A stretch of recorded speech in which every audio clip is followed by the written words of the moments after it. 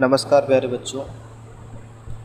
कल जो कि हमने पॉलिनोमियल का एक टॉपिक कवर किया था, उसमें हमने बताया था कि शून्यांक क्या होते हैं और उसकी जो है हमने विस्तृत चर्चा की थी डिटेल में।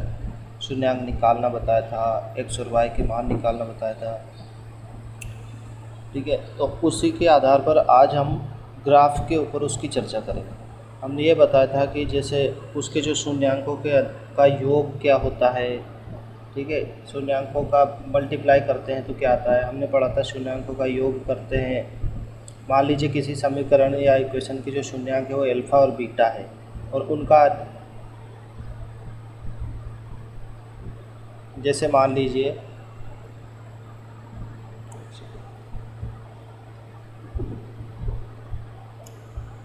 जैसे हमने कल देखा था कि दो अल्फ़ा प्लस बीटा दो शून्यांक थे, तो उनका योग करने पर हमें मिला था -b/a।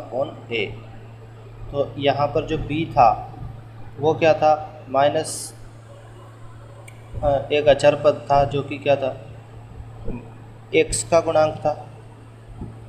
x का गुणांक था ये। ठीक है, जैसे हमने क्या लिखा था, ax² plus bx plus c, इस तरह से हमने लिखा था। ठीक है, तो जब इस तरह से लिखा था तो b क्या आया था, यहाँ पे x का गुणांक आया था, जो कि क्या है, माइनस पहले से लगा हुआ है यहाँ पे b पर, तो माइनस आ गया था। ठीक है, और जो a था वो x² गुणांक था। ठीक है, उसके बाद हमने देखा था कि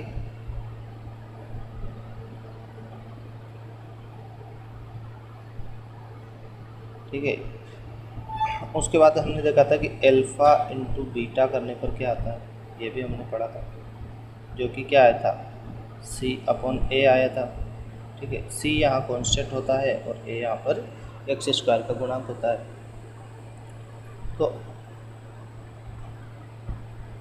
तो आज हम जो चर्चा करने वाले हैं वो देखने वाले हैं कि किसी भी इक्वेशन के शून्यांकों को ग्राफ के माध्यम से हम कैसा पता लगा सकते हैं कि इसके शून्यांक क्या होंगे।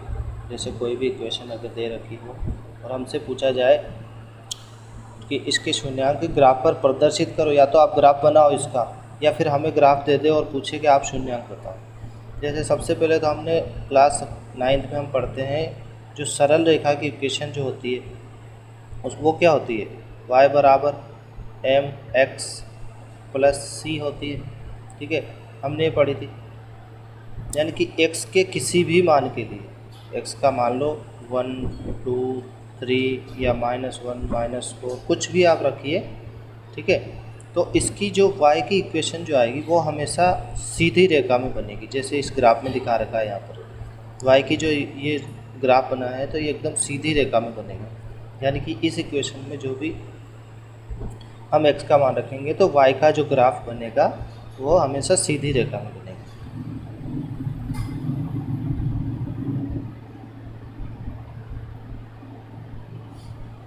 ठीक है, अब हम देखते हैं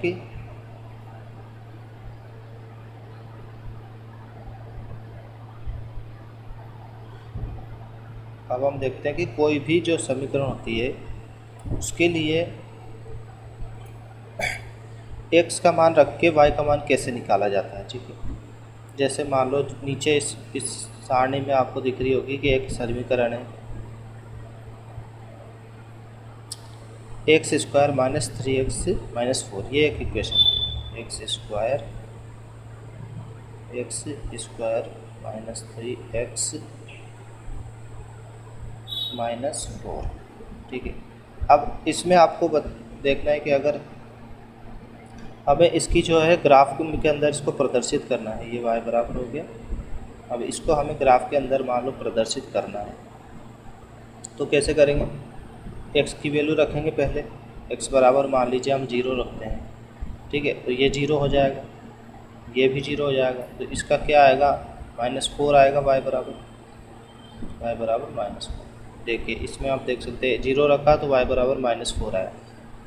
ठीक है, तो इसी तरह से हम क्या करेंगे, बहुत सारे x के मान रखेंगे। -2 से इन्होंने शुरू किया है मान लो, तो -2 से लेकर ये 5 तक इन्होंने मान रखे हैं। ठीक है,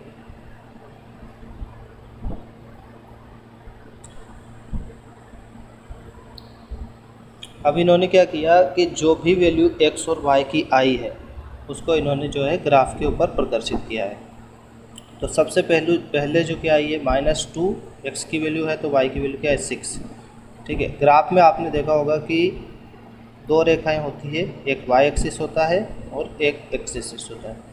तो y एक्सिस पे ऊपर की तरफ जो वैल्यू आएगी वो हमेशा आएगी प्लस के अंदर 3 4, तो ये पॉजिटिव रहेगी। x के अंदर अगर इस तरफ वैल्यू जा रही है तो वो भी पॉजिटिव रहेगी इस तरह से। ठीक है, और दोनों में ही जैसे इस y में नीचे जाना है तो वो वैल्यू क्या होगी -1 -2 -3 इस तरह से। और यदि लेफ़्ट साइड में हम जाते हैं x के अंदर तो -1 -2 इस तरह से वैल्यू हमारे पास आती है। तो ये तो हमारा एक सिंपल ग्राफ होता है। अब ग्राफ में इन्होंने क्या किया है कि इस वैल्यू को जो है रखा है। अब यहाँ पे हम देखते हैं कि x की वैल्यू -2 है, तो हमें किधर जाना पड़ेगा x से।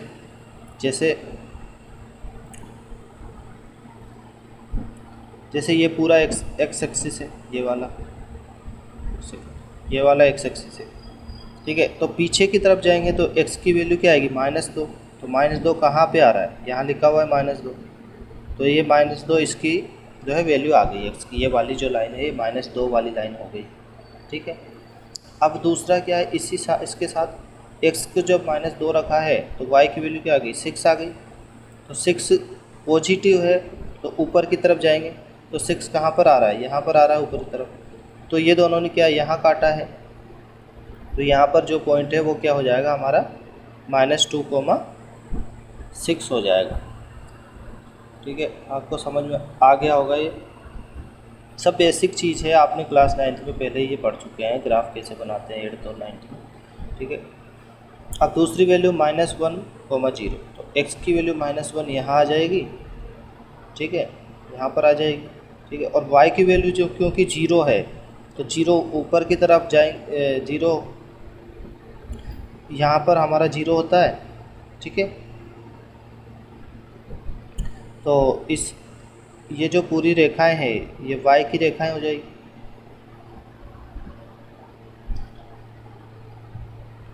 ठीक है, तो y की वैल्यू 0 है तो वो 0 कहाँ जाएगी, यहीं पर आ जाएगी।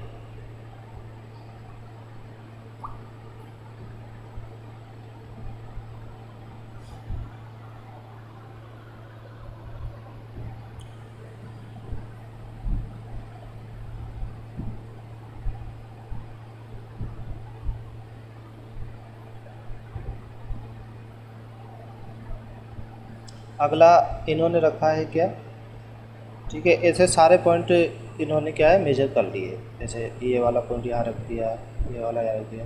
फिर उन्होंने क्या किया कि इस पूरे ग्राफ को जो है मिला दिया। इस तरह से ये ग्राफ बना, ये यहाँ से मान लीजिए ये ग्राफ बना। ठीक है, ये तो हो गया कि हम दिए गए जो इक्वेशन है उसके हिसाब से ग्राफ कैसे बना सकते हैं, ये तो वो चीज़ हो गई। ठीक है,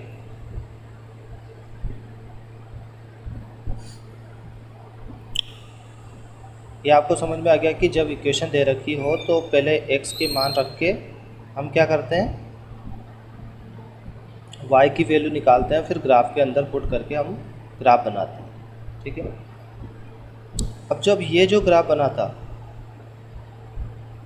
ठीक है, तो ये तो सरल रेखा वाला ग्राफ बना था क्योंकि ये सरल रेखा है। इसको थोड़ा बड़ा कर लो। ठीक है, ये तो सरल रेखा बना था यानी कि सीधी रेखा बना था।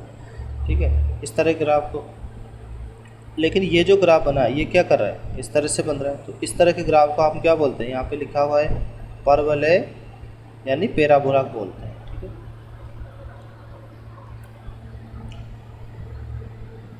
यहाँ पर इसको बोलते हैं पैराबोला। लेकिन पैराबोला जब बनता है वो कैसे बनता है, पैराबोलिक ग्राफ जो बनेगा वो कैसे बनेगा कि बेसिक इक्वेशन है कि ax² और ये जो इक्वेशन आपको दे रखी है यहाँ पर ax² plus bx plus c यहाँ पर दे रखी है। तो इसमें इन्होंने क्या किया है कि a की वैल्यू हमेशा 0 नहीं हो सकती इसमें।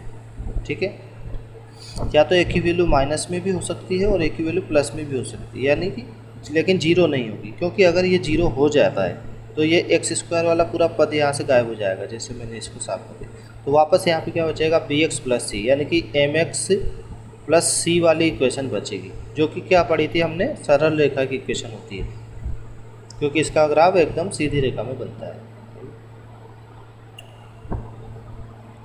तो अगला जो हम देखते हैं, जैसे मान लीजिए अब ये देखते हैं कि ग्राफ अगर आपको दे रखा है और आपसे पूछ लिया जाए कि शून्यांक ज्ञात करो, तो शून्यांक हमेशा वो होंगे जब जब ग्राफ आपका जो है एक्स एक्सिस को काटेगा। ये दो एक्सिस होते हैं, तो जब जब आपका ग्राफ जो है एक्स एक्सिस को अगर काट रहा है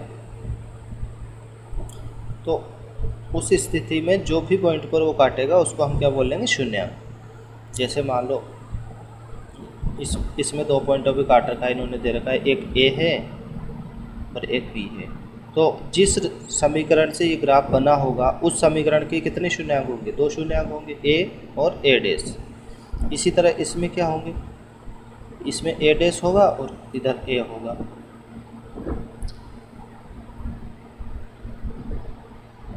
अब मान लीजिए अगर इस तरह से कोई ग्राफ आपके पास दे दिया जाए,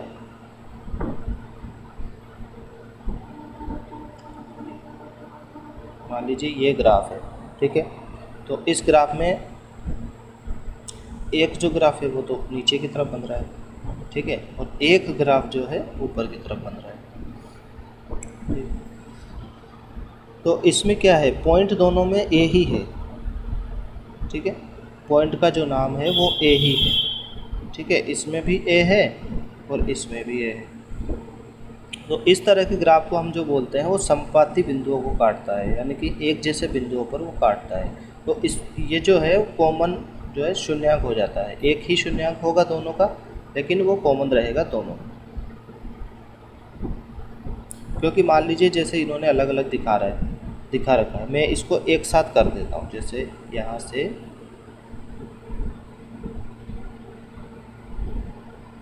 ये ऐसे कर दिए, ठीक है। तो यहाँ पर दोनों ग्राफ एक्स को कहाँ काट रहे हैं, ए बिंदु पर काट रहे हैं, ठीक है। अब आपसे पूछ ले कि ग्राफ, मान लीजिए ये फर्स्ट ग्राफ है और ये सेकंड जो है सेकंड वाली इक्वेशन का ग्राफ, ठीक है। तो आपसे पूछे दोनों की शून्यांक क्या होंगे, तो दोनों का एक कॉमन शून्यांक क्या होगा, ए ही होगा। तो इस तरह से हम इसको देखते हैं। क्योंकि ये मैं मोबाइल में इसलिए पढ़ा रहा हूँ क्योंकि अगर मैं इसको बोर्ड पे दिखाता हूँ तो आपको समझ में नहीं आएगा। और वैसे भी ये बहुत ज़्यादा, इसमें ज़्यादा डिटेल की ज़रूरत नहीं है, बेसिक एकदम है जो हम पिछली कक्षा में जो है पढ़ चुके हैं। अब हम देख लें प्रश्नावली 2.1, ठीक है। इसमें क्या पूछ रहा है कि किसी बहुपद पी एक्स के लिए y बराबर पी एक्स का ग्राफ नीचे आकृति में दिया गया है।